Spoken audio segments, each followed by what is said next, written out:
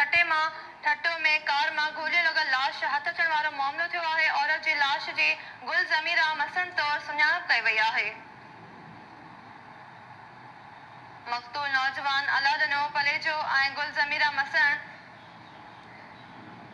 कुझु ॾींहं अॻु पसंदि जो पाणो कयो हो। जोड़े खे मलेर जे इलाइक़े क़ाइदाबाद मां धोखे ज़रिए ठटे घुराए क़त्ल कयो वियो।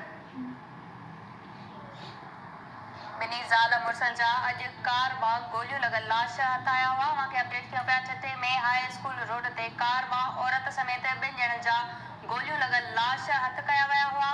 कार मां गोलियूं लॻल लाश हथ अचण वारे मामले बाबति मूंखे ॿुधायो पिया मक़तूल नौजवान अलादनो पलीजो ऐं गुल ज़मीरा मसण कुझु ॾींहं अॻु पसंदि जो पाणो कयो हो। मूंखे अपडेट कयो पिया ठटे में हाई स्कूल रोड ते कार मां औरत समेत ॿिनि ॼणनि जा गोलियूं लॻल लाश हथ आया आहिनि। दरगाह बुखारी वटि बीठल कार मां हथ आयल लाशनि मां हिक जी सजावल वासी अलादनो पलेजो तौरु सुञाणप कई वई आहे। पुलिस मूजिबि अलादनो पलेजो धड़े भरिसां ॻोठ यूसुफ पलेजो जो रहिवासी हो। वधीक जांच अञा कई पई वञे। मूंखे अपडेट कयो पिया कार मां गोलियूं लॻल लाश हथ कयो वियो। वधीक अपडेट मालूम कंदासीं। असां सां टेलीफोन लाइन ते मौजूदु आहे के न्यूज़ रिपोर्टर महबूब बिरोही। जी महबूब, वधीक अपडेट कजो।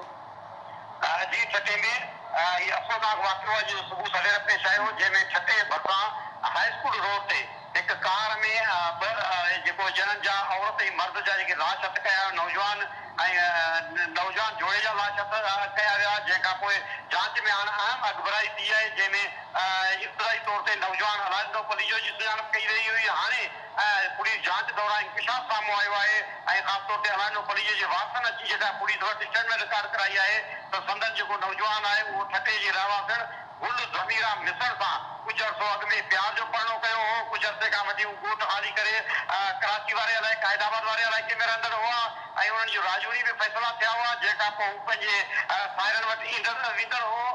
गुज़र राति जेको आहे उनखे संदसि जेका घरवारी आहे उनजो भाउ राजा मिसण नाले ॿुधायो वञे थो। उन दावत करे घुरायो हो। धोखे सां दावत करे घुराइण खां पोइ उन्हनि खे छटे जे भरिसां हाई स्कूल रोड वटि हिकु बुखारी दरगाह आहे। उन दरगाह ते सलामी भरण जे बहाने सां वठी वियो जिते हिन गोलियूं हणी ॿिन्ही ॼणनि खे क़त्ल करे छॾियो। पिस्टल जा फायर थियल आहिनि। हिन वक़्तु पोस्टमार्टम आख़िरी मरहले में आहे जॾहिं त पुलिस जहिड़ो इंकशाफ साम्हूं अचण खां पोइ जवाबदार राजा मिसण जी गिरफ़्तारी लाइ छापा आया आहिनि। पर पुलिस मुताबिक़ जेका छटे जी पलंग पाड़े में जेको राजा मिसण जेको मारिजी वियल नारी गुल ज़मीरा मिसण उनजो भाउ आहे उहो जवाबदार घर ख़ाली करे भॼी वियो आहे। संदसि गिरफ़्तारी लाइ छापा आया विया आहिनि। संदसि घर में पुलिस दाख़िल थी आहे पर घर ख़ाली आहे। घर ख़ाली करे फ़रार थी वियो। उनजी गिरफ़्तारी लाइ मुख़्तलिफ़ हंधनि ते छापनि जो सिलसिलो जारी आहे। अहम अॻुभराई पुलिस जे जांच दौरान साम्हूं आयो आहे जेके नौजवान ऐं जेको नौजवान नारी उनजो लाश हथायो हो अॼु सुबुह मां। उन्हनि जी सुञाणप जेका आहे नौजवान जी अलादनो पलीजो जेको असुल लाइकपुर जो आहे उहो कुझु अर्से खां वठी कराची क़ाइदाबाद में रहंदड़ हो ऐं कुझु अर्सो अॻु में हुन गुल ज़मीरा मिसण नाले हिकु नारी सां प्यार जो पाणो कयो हो जंहिंखां पोइ राजूरी मामला बि तइ थिया हुआ। पर हाणे उन्हनि खे धोखे सां जेके नारी जे वारसनि पंहिंजे घर घुराइण खां पोइ उन्हनि ॿिन्ही ॼणनि खे नौजवान जोड़े खे क़त्ल करे छॾियो आहे। जी महबूब बिरोही, अपडेट करण लाइ तव्हांजी वरी महिरबानी।